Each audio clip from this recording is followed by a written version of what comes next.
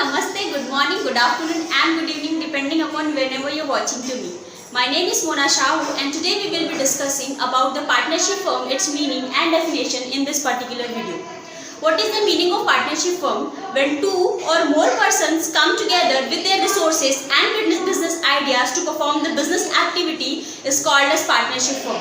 मतलब जहाँ पे दो या दो से ज़्यादा लोगों का इन्वॉल्वमेंट हो जाता है उस पर्टिकुलर बिजनेस फर्म को पार्टनरशिप फर्म कहते हैं. ठीक है. If you talk about the bookish language, what is the meaning of partnership firm? A partnership firm is a business concern owned and managed by two or more person, which is owned and managed by two or more person, and these two or more person is called as partner. दो या दो से ज़्यादा लोग इस business में involve होते हैं. एवरी इंडिविजुअल को हम पार्टनर्स कहते हैं. तो this is what the overall meaning of the partnership firm. What is the definitions of the partnership firm? ठीक है. According to the Indian Partnership Act 1932, the partnership is a relationship between the persons who have agreed to share the profits of the business carried on by all or any one of them acting for all. It means कि partnership एक ऐसा relationship होता है between the persons जो कि साथ आते हैं, अपने बिजनेस को परफॉर्म करते हैं, एक्टिविटीज़ को परफॉर्म करते हैं, पार्टिसिपेट करते हैं. ठीक है. कैपिटल्स इंट्रोड्यूस करते हैं. इसके साथ साथ जो अगर इन सारी चीज़ों को परफॉर्म करने के बाद, बिजनेस एक्टिविटीज़ को परफॉर्म करने के बाद जो भी प्रॉफिट होने वाला है वो सारे के सारे पार्टनर्स क्या करने वाले हैं? इक्वली शेयर करने वाले हैं. या फिर उस प्रॉफिट शेयरिंग रेशो में जो कि पार्टनरशिप डीड में क्या की गई है, मेंशन की गई है. ठीक है. और what is the meaning of this last line, that is by all or any one of them acting for all. Most of the time ऐसा होता है कि जो पार्टनर होता है वो दो कैपेसिटी में काम करता है. एक तो वो एज अ एजेंट और एक द प्रिंसिपल काम करता है. इफ़ वो अपने पार्टनर्स के साथ होता है तो वो एज अ प्रिंसिपल वर्क करता है. लेकिन जब वो बाहर अपने फर्म को या फिर अपने पार्टनर्स को क्या करता है, रिप्रेजेंट करता है, तो वो एजेंट कहलाता है. तो बहुत बार ऐसा होता है कि जो भी बहुत बार अग्रीमेंट करने के लिए या फिर बिजनेस डीलिंग के लिए एक अकेला पार्टनर्स बाकी पार्टनर्स को रिप्रेजेंट करने के लिए बाहर जाता है. तो इन दैट पर्टिकुलर केस वो एक एज अ एजेंट की कैपेसिटी में काम करता है, जो अपने पार्टनर्स के बिहाफ में वहाँ पर जाके या तो सिग्नेचर करता है या फिर उस कोई भी डीलिंग या फिर किसी भी बिजनेस एक्टिविटी के लिए क्या करता है, अप्रूवल करता है. उसने अगर कोई सिग्नेचर किया या फिर अप्रूवल किया तो ये मान लिया जाएगा, ये अज्यूम किया जाएगा कि बाकी पार्टनर्स भी उस डीड के लिए और उस बिजनेस डीलिंग के लिए या फिर उस सिग्नेचर या फिर उस डीलिंग के लिए अप्रूवल के लिए क्या है, सारे के सारे पार्टनर्स ने क्या कर दिया है, अप्रूवल दे दिया है. तो this is what the basically meaning of this definitions. Books में बाकी डेफिनेशंस भी हैं. आप अगर उन बाकी डेफिनेशंस के साथ कंफर्टेबल हैं तो you can go with that, but I believe this is the best one because it is according to the Indian partnership act 1932. ठीक है. अबाउट द फीचर्स यानी कि विशेषताएं ऑफ द पार्टनरशिप फर्म. वैसे तो मैं आपको पूरे 14 पॉइंट्स एक्सप्लेन करने वाली हूँ, लेकिन most of the time examinations में आपको पूरे 14 के 14 पॉइंट्स लिखने नहीं होते हैं. देखिए, आप जब भी पढ़ाई कर रहे हैं इट इज़ वेरी एडवाइजेबल कि आप चीज़ों को बहुत ही डिटेल में और बहुत ही अच्छी तरीके से समझें, सो दैट हो सकता है कि अगर आपने 5 पॉइंट्स ही पढ़े हैं तो पाँचों के पाँचों पॉइंट्स आपको एग्जामिनेशंस में याद आ जाएंगे, ऐसा पॉसिबल नहीं है. लेकिन अगर आपने ज़्यादा पॉइंट्स पढ़ रखे हैं, ठीक है, तो मोस्ट ऑफ द टाइम्स या फिर मैक्सिमम चांसेस ये है कि आपको ज़्यादा से ज़्यादा पॉइंट्स क्या होंगे, एग्जामिनेशंस में क्लिक होंगे. ठीक है. At the time of revisions you can may short it out, but जब आप पढ़ाई फर्स्ट टाइम कर रहे हैं तो इट इज़ एडवाइजेबल कि आप चीज़ों को बहुत ही डिटेल में पढ़ें. ठीक है. और other forms of business organisations में भी अगर किसी other forms of business organisations में आपको डाउट है तो आप बाकी की वीडियोस भी मेरे चैनल पे क्या कर सकते हैं, चेकआउट कर सकते हैं. मैंने हर चीज़ को एडवांटेजेस डिसएडवांटेजेस भी बहुत ही डिटेल में हर फॉर्म्स ऑफ बिजनेस ऑर्गेनाइजेशन का कवर कर रखा है. तो चलिए बढ़ते हैं आगे. Of the features of the partnership firms, the very first is formations and agreement. The formations and agreement of the partnership firm is very easy as compared to other forms of business organizations. क्योंकि यहाँ पे क्या होता है कि अगर कोई partners हैं वो उन्होंने डिसाइड किया आपस में कि वो पार्टनरशिप फर्म स्टार्ट करना चाहते हैं, तो उन्हें बस अपने एक पार्टनरशिप अग्रीमेंट, एक पार्टनरशिप डीड पे साइन करना होता है. सारी basic information about all the partners उसमें क्या होती है, मेंशन होती है. ठीक है. और पार्टनरशिप फॉर्म जब आपने मेंशन कर दिया उसमें क्या बेसिकली पार्टनरशिप की जो डीड होती है उसमें क्या लिखा होता है कि कितने पार्टनर्स होने वाले हैं, उनकी सब बेसिक डिटेल्स हैं और उनकी प्रॉफिट शेयरिंग रेशो क्या रहेगी, वो किस प्रपोर्शन में कैपिटल को कंट्रीब्यूट करने वाले हैं. तो ये सारी चीज़ें उसमें क्या होती है, मेंशन होती है. तो this is what about the formations of the partnership firm. Next, ownership and management. ठीक है. एक्सेप्ट अगर इन केस में कि पार्टनरशिप डीड में किसी भी पार्टनर्स के ओनरशिप एंड मैनेजमेंट के बारे में या फिर राइट या अथॉरिटी के बारे में कुछ मेंशन हो कि बहुत बार ऐसा भी होता है कि कुछ पार्टनर्स सिर्फ कैपिटल कंट्रीब्यूट करते हैं और प्रॉफिट्स में इंटरेस्टेड होते हैं, बाकी ओनरशिप और बाकी के डे टू डे मैनेजमेंट में उसका कोई खास इंटरेस्ट नहीं होता है, ठीक है। तो उस पर्टिकुलर सिचुएशन में वो क्या करते हैं, अपने मैनेजर राइट्स को मैनेजिंग पार्टनर जो होता है उसे भी क्या कर सकते हैं, ट्रांसफ़र कर सकते हैं। Otherwise if it is not mention, तो अदरवाइज जितने भी पार्टनर्स होते हैं वो equally owners and managers of the partnership firm होते हैं। क्यों? क्योंकि वो कैपिटल भी जो भी कंट्रीब्यूट करते हैं और जो भी चीज़ें होती है बिजनेस में, जो भी डिसीजंस लेने होते हैं, जो भी रनिंग या कंट्रोलिंग करनी होती है, वो सारे पार्टनर्स मिलकर आपस में डिसाइड करते हैं। इसीलिए ownership and management of the partnership firm generally क्या होता है, सारे पार्टनर्स इक्वली उसमें क्या होते हैं, ओनर्स एंड मैनेजर्स होते हैं। Next point, government control. Government control means, जैसे कि मैंने आपको पहले ही पॉइंट में एक्सप्लेन किया है कि इसके लिए, इसके मैनेजमेंट के लिए, पार्टनरशिप फर्म को रन करने के लिए, स्टार्ट करने के लिए सिर्फ और सिर्फ पार्टनरशिप डीड की ज़रूरत पड़ती है, ठीक है। और एक जो बेसिक लॉज होते हैं लाइक टैक्स लॉज, या फिर अगर आपने कोई एम्प्लॉयज़ को हायर किया है तो जो भी एम्प्लॉयज़ से रिलेटेड लॉज होते हैं, यही बेसिक लॉज आपको क्या करने पड़ते हैं, फॉलो करने पड़ते हैं। अदरवाइज गवर्नमेंट का ज़्यादा इंटरवेंशन नहीं होता है, गवर्नमेंट ज़्यादा डिस्टर्ब नहीं करती है पार्टनरशिप फर्म को as compare to other joint stock company या फिर बड़े फॉर्म्स ऑफ बिजनेस ऑर्गेनाइजेशंस। तो हम बेसिकली ये कह सकते हैं कि गवर्नमेंट कंट्रोल क्या होता है, बहुत ही लेस होता है इन case of the partnership firm. Next point,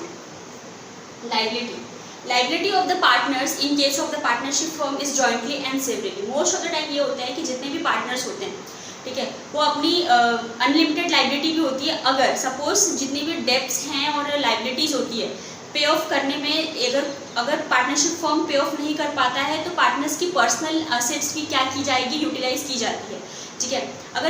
और मोस्ट ऑफ द टाइम ऐसा होता है कि कुछ पार्टनर्स उस पार्टनरशिप फर्म में ऐसे होते हैं जो कि अपने हिस्से का जो शेयर होता है उतना भी पे नहीं कर पाते हैं, ठीक है। तो उस पर्टिकुलर सिचुएशंस में उस पार्टनर्स का जो भी शेयर है बाकी पार्टनर्स क्या करेंगे, इक्वली डिस्ट्रीब्यूट करके उसके भी हिस्से को क्या करने, उसके भी हिस्से के डेब्ट को, उसके भी हिस्से की लाइबिलिटी को पे करने के लिए बाकी पार्टनर्स उसको क्या करेंगे, सपोर्ट करेंगे या फिर मदद करेंगे। तो this is what called as the partners की जो भी लाइबिलिटी होती है वो जॉइंटली और सेपरेटली होती है, जिसमें सारे पार्टनर्स क्या करते हैं, अगर एक पार्टनर अनेबल है पे ऑफ करने के लिए लाइबिलिटीज़ को, तो बाकी पार्टनर्स उसको क्या करते हैं, हेल्प करते हैं, सपोर्ट करते हैं bye paying off the liability. उसके शेयर्स की जितनी भी लाइबिलिटी है पे करने के लिए बाकी पार्टनर्स क्या करेंगे, कंट्रीब्यूट करेंगे। Next feature of the partnership firm is membership. In case of the membership क्या होता है, जो पार्टनरशिप डीड बनता है उसमें जितने भी मेंबर्स का नाम एज अ पार्टनर लिखा होता है वो सारे के सारे कौन बन जाते हैं, इस पार्टनरशिप के मेंबर्स बन जाते हैं। तो इसका मतलब ये है कि पार्टनरशिप में फॉर बिकमिंग द मेंबर्स आपका जो नाम है वो पार्टनरशिप डीड में क्या होना चाहिए, मेंशन होना चाहिए।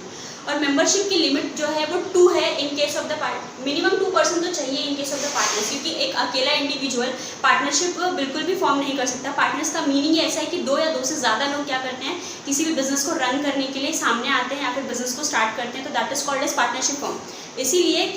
इसीलिए मेंबरशिप की लिमिट में मिनिमम 2 मेंबर्स तो होने ही चाहिए और मैक्सिमम 10 इसके in case of the banking business या फिर और बाकी के जो नॉन बैंकिंग बिजनेस हैं, ठीक है, जिसमें जो नॉन बैंकिंग बिजनेस है उसमें मेंबरशिप की जो मैक्सिमम लिमिट है वो 20 है।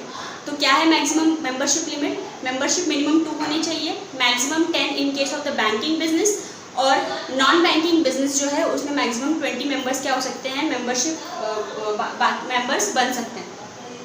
Next, transferability of the membership. Transferability of the membership में ये होता है कि जो ट्रांसफरेबिलिटी ऑफ द मेंबरशिप है वो ट्रांसफरेबल है, बट लेकिन आप उन्हीं पार्टनर्स में से ही किसी को अपने शेयर्स को क्या कर सकते हैं, ट्रांसफ़र कर सकते हैं, लेकिन उसके लिए सभी पार्टनर्स का कंसेंट होना बहुत ज़रूरी है।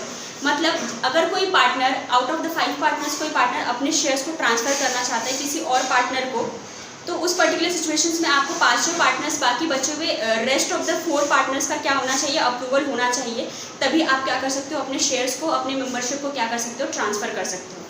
मतलब ओवरऑल हम ये कह सकते हैं it is transferable, membership is transferable in case of the partnership firm.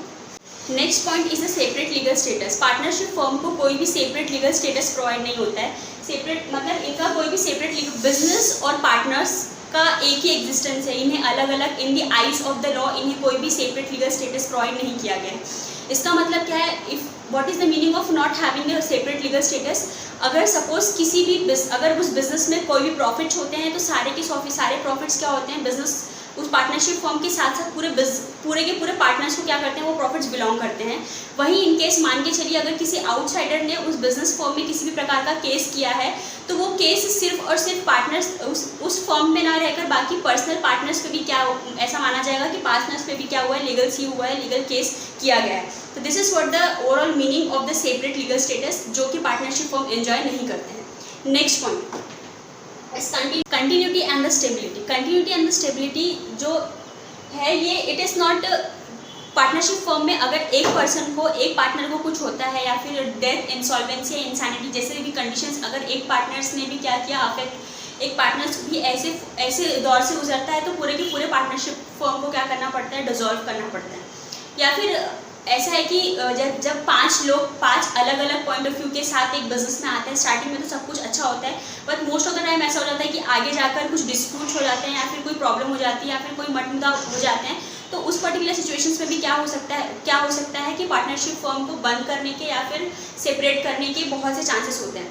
तो this is what called as कि जो कंटिन्यूटी एंड स्टेबिलिटी है in the form of partnership firm, ये इतना अच्छी तरीके से ये continuity and stability in case of partnership firm enjoy नहीं कर पाते हैं बिकॉज ऑफ दीज लिमिटेशंस की या तो फिर पार्टनर्स में डिस्प्यूट हो जाए या फिर किसी भी पर्सन को डेथ, इंसॉल्वेंसी एंड इंसैनिटी जैसे कंडीशंस को क्या करना पड़ जाए, फेस करना पड़ जाए। Next point is sharing of the profits and losses. Sharing of the profits and losses in case of the partnership firm, जो प्रॉफिट शेयरिंग रेशो उनके पार्टनरशिप डीड में मेंशन किया गया है, वो पार्टनर्स उस शेयर में उस रेशो में पार्टनर्स को क्या किया जाता है, प्रॉफिट शेयर किया जाता है। पर बाकी चलिए अगर partnership deed in case of the profit sharing ratio क्या है, साइलेंट है, इसके बारे में कुछ बात नहीं करता, तो उस पर्टिकुलर सिचुएशंस में हम ये मान लेंगे कि जो भी जितने भी पार्टनर्स उस पार्टनरशिप फर्म में सभी के प्रॉफिट शेयरिंग रेशो क्या है, इक्वल है।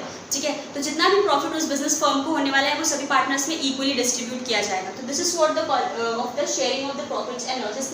Next is secrecy. अब जैसे कि हम सब जानते हैं कि जो भी बिजनेस है वो ओन मैनेज सब कुछ पार्टनर्स द्वारा ही किया जाता है, तो उन्हें किसी भी प्रकार से अपने बिजनेस के जो भी प्रॉफिट एंड लॉस हैं या फिर फाइनेंशियल स्टेटमेंट्स हैं वो पूरे के बाहर किसी को बताने की या फिर दिखाने की या फिर पब्लिश करने की ज़रूरत नहीं पड़ती। तो जिसका एडवांटेज ये होता है इस पार्टनरशिप फर्म को कि सीक्रेसी बहुत ही ईजिली मेंटेन की जा सकती है, और आप सभी जानते हैं कि बिजनेस में सीक्रेसी का कितना इंपॉर्टेंट रोल प्ले होता है। ठीक है, next personal contact with the customers and employees. Personal contact with the customers and employees का मतलब ये है कि मोस्ट ऑफ द टाइम यही होता है कि जितने भी पार्टनर्स होते हैं वो एक पर्टिकुलर एरिया में या फिर लोकल या फिर छोटे लेवल पे ही एज कम्पेयर टू बड़े बिजनेस फॉर्म्स और बिजनेस ऑर्गेनाइजेशंस क्या होते हैं, स्टैब्लिश किए जाते हैं या फिर डील किए जाते हैं। तो उस पर्टिकुलर सिचुएशंस में वो किस एम्प्लॉयज़ उनके कस्टमर्स कौन है ये भी पार्टनर्स को पता ही होता है, और वो किन एम्प्लॉयज़ को अपने बिजनेस फॉर्म में क्या कर रहे हैं, हायर कर रहे हैं। तो ये सारी चीज़ों का नॉलेज उन्हें होता है और डे टू डे बेसिस पे क्या होता है उनसे इंटरेक्शंस होता रहता है, जिसकी वजह से क्या है एक एम्प्लॉयज़ के साथ और कस्टमर्स के साथ एक अच्छा उनका रिलेशन क्या हो जाता है, बिल्ड हो जाता है।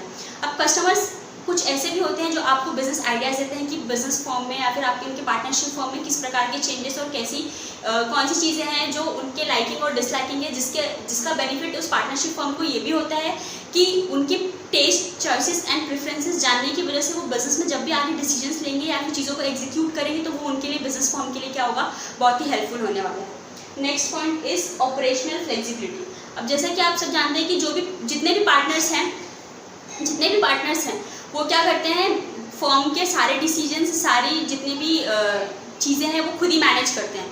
जो भी डिसीजंस लेने हैं और अपने बिजनेस में कैसी एक्सपांशन करना है और किस प्रकार से फ्लेक्सिबिलिटी लाना है या फिर अपने ऑपरेशंस को चेंज करना है, ये सारी चीज़ें, सारे डिसीजंस कौन लेते हैं, पार्टनर्स मिलकर ही लेते हैं। तो इन्हें बाहर किसी से डिस्कस करने की या फिर बहुत ही टाइम कंज्यूमिंग प्रोसेस नहीं है, वो आपस में डिस्कस करके अपने अकॉर्डिंगली क्या कर सकते हैं, ऑपरेशनल फ्लेक्सिबिलिटी ला सकते हैं, चेंजेस ला सकते हैं। अगर जो भी वो देख रहे हैं कि ट्रेंड या फिर मार्केट या फिर बिजनेस जिस तरीके से चेंज हो रहा है उसके अकॉर्डिंगली अपने बिजनेस को या तो फिर चेंज कर सकते हैं या फिर फ्लेक्सिबिलिटी या फिर एक्सपांशन जो करना चाहते हैं अपने बिजनेस को और आगे बढ़ाने के लिए वो सारे डिसीजंस ले सकते हैं। तो दिस इज ऑल्सो हम कह सकते हैं कि advantage for the operational flexibility. ठीक है, next principal agent relationship. Principal agent relationship में क्या होता है कि जो पार्टनर होता है एक टाइम वो एज अ प्रिंसिपल एक्ट करता है, अगर वो बाकी पार्टनर्स के साथ में है तो वो एज अ प्रिंसिपल है, लेकिन अगर वो बाहर जाकर अपने पार्टनर्स के बिहाफ में, अपने फर्म के बिहाफ में अगर कोई डीलिंग करता है तो वो उस फर्म का और बाकी पार्टनर्स का क्या हो जाता है, एजेंट हो जाता है। ठीक है, अगर वो अपने पार्टनर्स के साथ है तो वो प्रिंसिपल कहलाता है, लेकिन अगर वो बाहर जाकर अपने फर्म को क्या करता है, रिप्रेजेंट करता है, तो इस पर्टिकुलर सिचुएशंस में वो फर्म का और पार्टनर्स का क्या हो जाता है, एजेंट हो जाता है। तो एक पार्टनर दो कैपेसिटी पे काम करता है, एज अ प्रिंसिपल जब वो अपने पार्टनर्स के साथ है, और एज अ एजेंट जब वो बाहर जाकर अपने फर्म को, अपने पार्टनर्स को क्या कर रहा है, रिप्रेजेंट कर रहा है। Next point, lawful business. Lawful business means it is also one of the most important feature. हम कह सकते हैं कि कोई भी बिजनेस जब आप स्टार्ट कर रहे हैं तो वो लॉफुल होना बहुत इंपॉर्टेंट होता है। आप कोई भी इलीगल तरीके से गैम्बलिंग या फिर बाकी चीज़ें जो लॉटरी, गैम्बलिंग, ये सारी चीज़ें लॉफुल बिजनेस नहीं है। ठीक है, अभी भी इन सब चीज़ों को क्या होता है, इलीगल बिजनेस माना गया है। तो आप इस प्रकार के बिजनेसेस को क्या कर सकते हैं, इस प्रकार के बिजनेसेस के लिए अगर आप पार्टनरशिप फॉर्म चालू करना चाहते हैं तो आप ऐसा नहीं कर सकते। आप जब भी आप बिजनेस को स्टार्ट कर रहे हैं तो पहला मोस्ट इंपॉर्टेंट कंडीशन यही होता है कि जो आपका बिजनेस है, जो आपका इंटेंशन है, वो क्या होना चाहिए, लॉफुल होना चाहिए। ठीक है, किसी भी प्रकार का इलीगल या फिर इलीगल जो भी बिजनेस है आप स्टार्ट करना चाहते हैं in the form of business organise partnership form, तो आप ऐसा नहीं कर सकते। आपका सबसे पहला और प्राइमरी मोटिव यही होना चाहिए कि आप जो भी बिजनेस एक्टिविटीज़ के लिए पार्टनरशिप फर्म को फॉर्म कर रहे हैं वो लॉफुल बिजनेस ही होना चाहिए।